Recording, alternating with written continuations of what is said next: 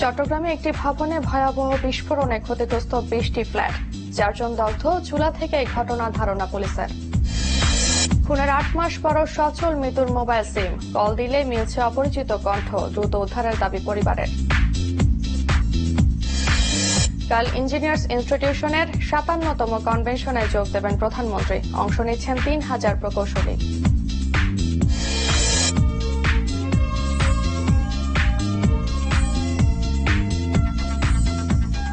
শুভেচ্ছা, আমন্ত্রণ চট্টগ্রাম 24-এ। আপনাদের সাথে আছে আমি রবিনা হকেলি। এতক্ষণ শুনছিলেন এন মোহাম্মদ প্লাস্টিক সংবাদ শিরোনাম, এবার পুরো খবর।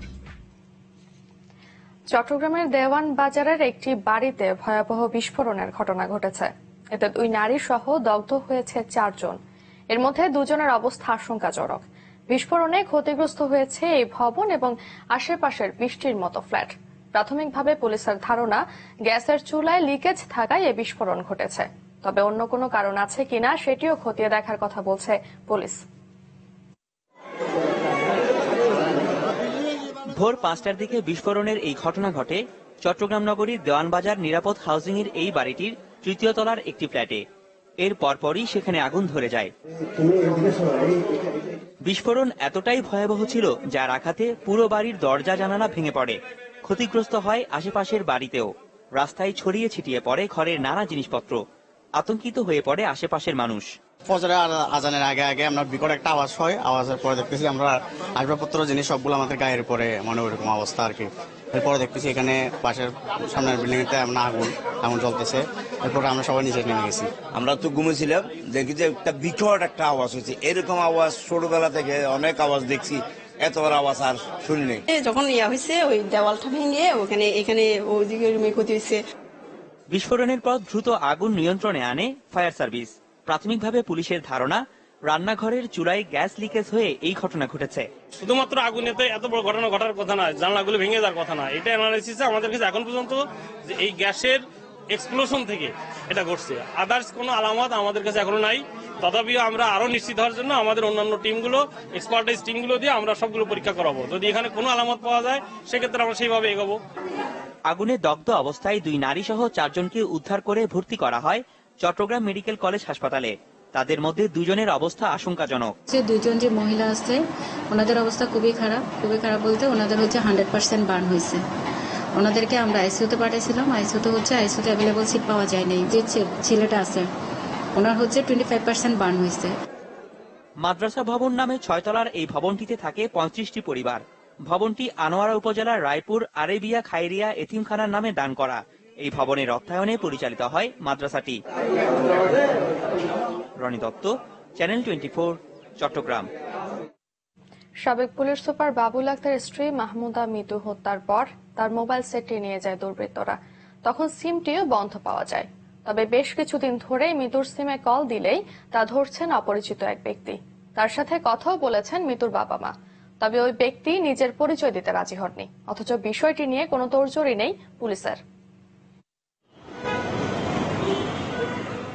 সাবেক পুলিশ সুপার বাবুল আক্তারের স্ত্রী মাহমুদা মিতুকে হত্যার পর থেকে খোঁজ মিলছিল না তার ব্যবহৃত মোবাইল ফোনটি।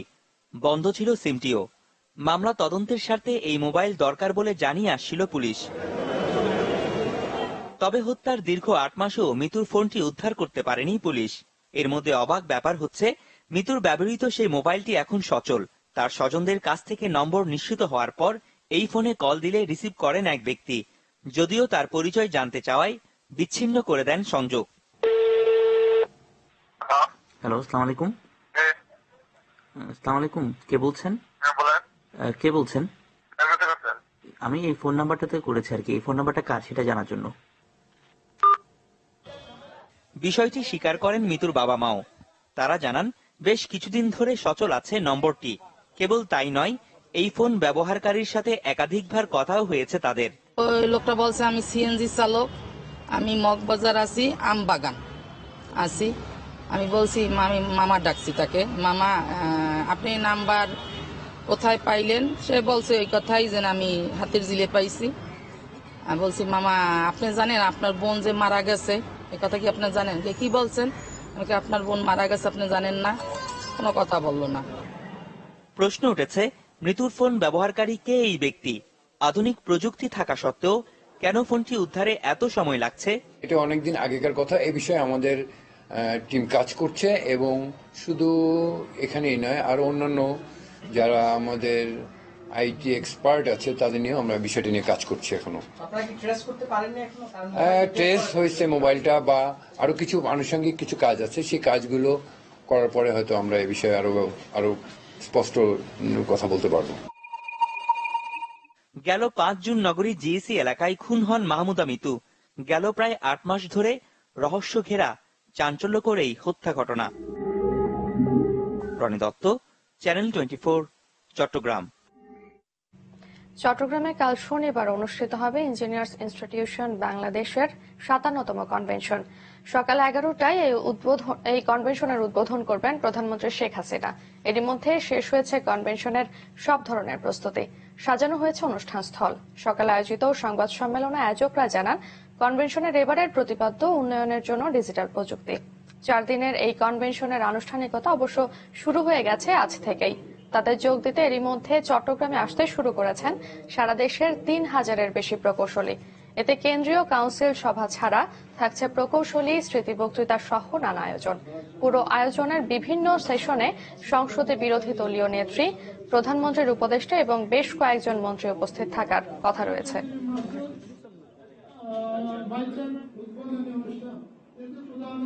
কনভেনশনের মূল প্রতিপাদ্য বিষয় স্থির করেছি ডিজিটাল টেকনোলজি ফর ডেভেলপমেন্ট এবং কনভেনশনের মূল আকর্ষণ জাতীয় সেমিনারের বিষয়বস্তু নির্ধারণ করেছি utilisation of digital technology for pro people development.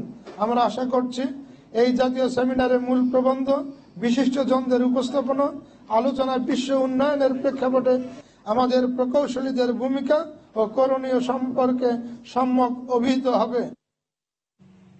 2009 থেকে গত বছর পর্যন্ত চট্টগ্রাম জেলায় 1802 কোটি টাকার মোট 4298টি প্রকল্প বাস্তবায়ন হয়েছে, এমন তথ্য জানিয়েছেন এলজিইডির প্রধান প্রকৌশলী শ্যামাপ্রসাদ অধিকারী। দুপুরে চট্টগ্রাম অঞ্চলের 5টি জেলায় সংস্থার কার্যক্রম নিয়ে পর্যালোচনা সভায় তিনি এ তথ্য জানান। শ্যামাপ্রসাদ আরো বলেন, বর্তমান সরকার উন্নয়নের ধারা অব্যাহত রাখতে কাজ করে যাচ্ছে। এ ধারা অব্যাহত রাখতে সকলকে সততা ও নিষ্ঠার সাথে দায়িত্ব পালন করতে হবে। একই সাথে সব প্রকল্পের কাজ যেন মানসম্মত হয় সেদিকে নজর রাখার উপর গুরুত্ব আরোপ করেন। সভায় জেলা ও উপজেলা পর্যায়ে কর্মরত প্রকৌশলীরা উপস্থিত ছিলেন।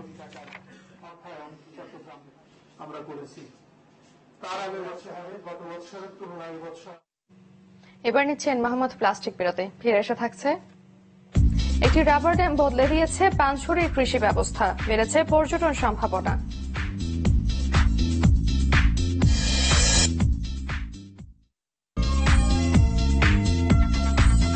আপনারা দেখছেন চট্টগ্রাম 24। ভাগ্য ফিরতে শুরু করেছে খাগড়াছড়ির পানছড়ি উপজেলার কৃষকদের। চেঙ্গি নদীর উপর নির্মিত রাবার ড্যাম বদলে দিয়েছে তাদের কৃষি ব্যবস্থা। পরিবর্তন আসতে শুরু করেছে এলাকার আর্থসামাজিক অবস্থার। একটা সময় ছিল যখন বোরো মৌসুমে পানির অভাবে চাষ হতো না, তাই দুর্দশা লেগেই থাকতো পানছড়ির 3টি ইউনিয়নের কৃষকদের। তবে একটি রাবার ড্যাম বদলে দিয়েছে তাদের কৃষি নিয়ে ভাবনা।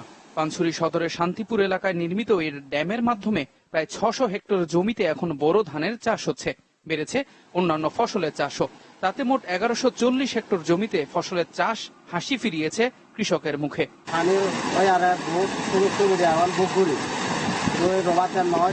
আগে তো খাল তাল গোদা টোদা বানান করে বহুত অসুবিধে কষ্ট, এখন কিন্তু রোয়ার জমায় আর সুবিধা হয়নি।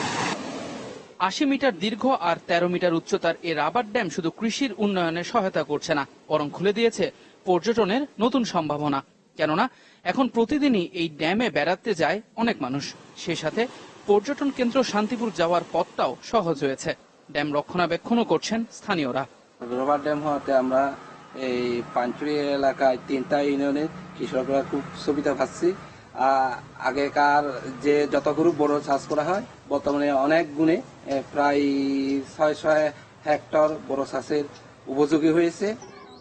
বাস্তবায়নকারী এলজিইডি সংস্থাও বলছে, ঠিকমতো এই ড্যাম রক্ষণাবেক্ষণ করা হলে পাল্টে যাবে এলাকার উন্নয়ন চিত্র, যাতে সহায়তা দিয়ে যাবে তারা। পিপলস পার্টিসিপেশনের কারণে এই অবকাঠামোটাকে নিজেদের সম্পদ যেন মনে করে স্থানীয় জনগণ, সেই জন্য পাবস্য সমিতি রয়েছে আমাদের, তারা এটা মেনটেন করে।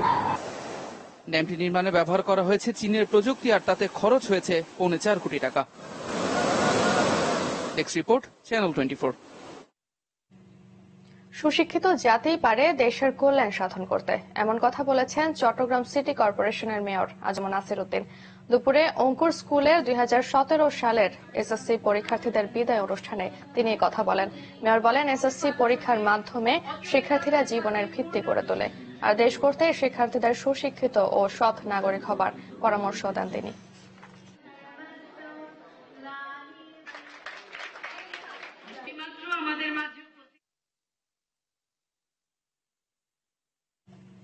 বাংলাদেশের সাথে ভারতের বন্ধুত্বপূর্ণ সম্পর্ক আরো জোরদার হবে বলে জানিয়েছেন দেশটির সহকারী হাই কমিশনার সোমনাথ হালদার। ভারতের ৬৮তম প্রজাতন্ত্র দিবস উপলক্ষে গতরাতে চট্টগ্রামে আয়োজিত এক অনুষ্ঠানে তিনি একথা জানান।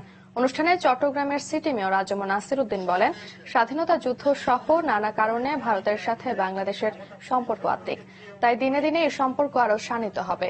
অনুষ্ঠানে আরো উপস্থিত ছিলেন নগর আওয়ামী লীগের সভাপতি এবিএম মহিউদ্দিন চৌধুরী, নগর বিএনপির সভাপতি শাহাদাত হোসেন সহ বিশিষ্টজনেরা।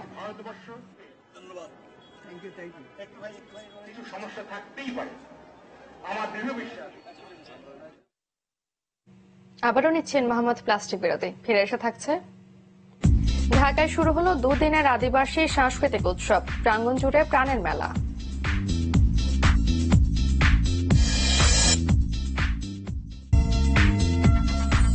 বিরতির পর আবারও আমন্ত্রণ চট্টগ্রাম 24-এ। গৃহায়ন ও গণপূর্ত মন্ত্রী ইঞ্জিনিয়ার মোশাররফ হোসেন বলেছেন, সার্চ কমিটি যে নির্বাচন কমিশন গঠন করবে সেই কমিশনের অধীনে অবাধ ও সুষ্ঠু নির্বাচন অনুষ্ঠিত হবে। দুপুরে চট্টগ্রামের মিরসরাই মায়ানী শফিউল আলম আদর্শ উচ্চ ও সরকারি প্রাথমিক বিদ্যালয়ের 25 বছর পূর্তি অনুষ্ঠানে একথা বলেন মন্ত্রী। বলেন, প্রধানমন্ত্রী শেখ হাসিনার অধীনেই আগামী নির্বাচন অনুষ্ঠিত হবে। সার্চ কমিটি নিয়ে বিএনপির মন্তব্য যুক্তিযুক্ত নয় বলে মন্তব্য করেন গৃহায়ন মন্ত্রী। অনুষ্ঠানে মিরসরাই উপজেলার ভারপ্রাপ্ত চেয়ারম্যান ইয়াসমিন শাহিন কাকলি উপস্থিত ছিলেন।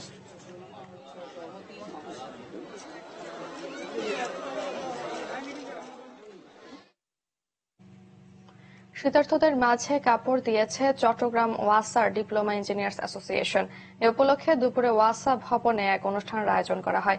এতে চট্টগ্রাম ওয়াসার ব্যবস্থাপনা পরিচালক প্রকৌশলী ফজলুল্লাহ বলেন, ওয়াসায় কর্মরত প্রকৌশলীরা সবসময় সাধারণ মানুষের পাশে থাকতে চায়, আগামীতেও থাকবে। পরে কয়েকশো গরিব মানুষের মাঝে কম্বল বিতরণ করা হয়।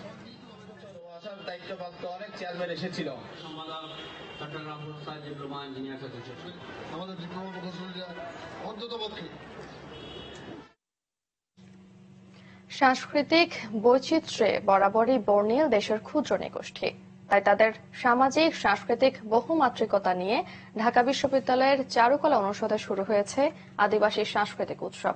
সকালে বৈচিত্র্য বহুত্বের ঐকতানে এসো মিলি সর্বপ্রাণে এ স্লোগানে 2 দিনের এই উৎসবের সূচনা হয়, যার আয়োজক institute for environment and development.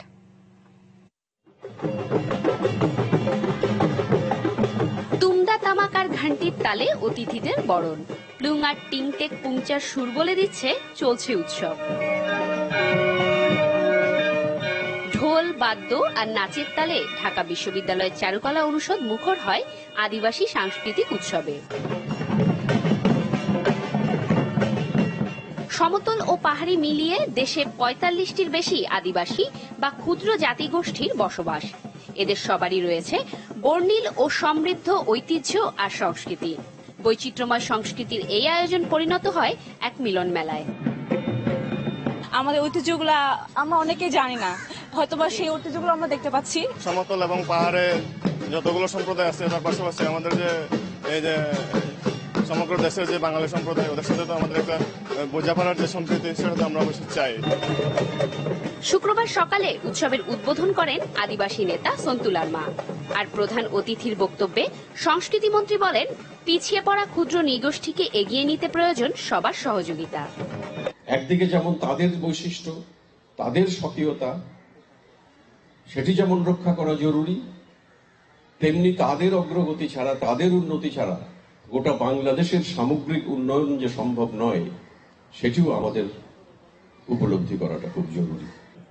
আয়োজকদের প্রত্যাশা, আদিবাসী উৎসবের মাধ্যমে পাহাড় ও সমতলের মানুষ ও সংস্কৃতির সম্পর্ক আরো দৃঢ় হবে। যে সমাজে বৈষম্য কম থাকবে, সাংস্কৃতিক বিলনবন্ধন থাকে, একে অপরকে জানতে পারবো, একে অপরকে বুঝতে পারবো, সেই লক্ষ্য নিয়েই এই সাংস্কৃতিক উৎসবটাকে উদযাপন করতে চাই।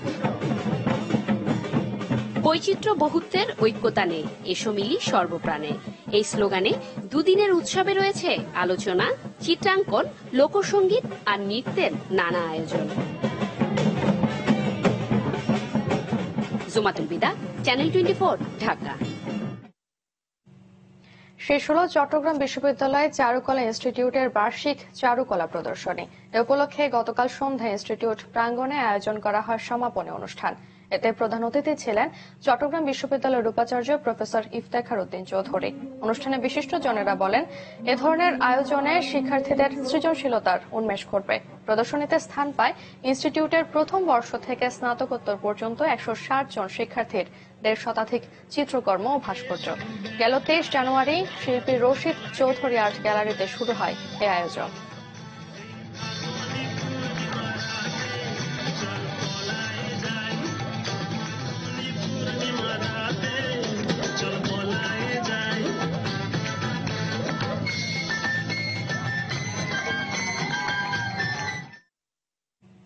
চট্টগ্রাম 24 শেষ করব, তার আগে মোহাম্মদ প্লাস্টিক সংবাদ শিরোনামগুলো আরেকবার। চট্টগ্রামে একটি ভবনে ভয়াবহ বিস্ফোরণে ক্ষতিগ্রস্ত 20টি ফ্ল্যাট, 4 জন দগ্ধ, চুলা থেকে এই ঘটনা ধারণা পুলিশের। খুনের 8 মাস পরও সচল মৃত্যুর মোবাইল সিম, কল দিলে মিলছে অপরিচিত কণ্ঠ, দ্রুত উদ্ধারের দাবি পুলিশ পরিবারের। কাল ইঞ্জিনিয়ার্স ইনস্টিটিউশনের 57তম কনভেনশনে যোগ দেবেন প্রধানমন্ত্রী, অংশ নিচ্ছেন 3000 প্রকৌশলী।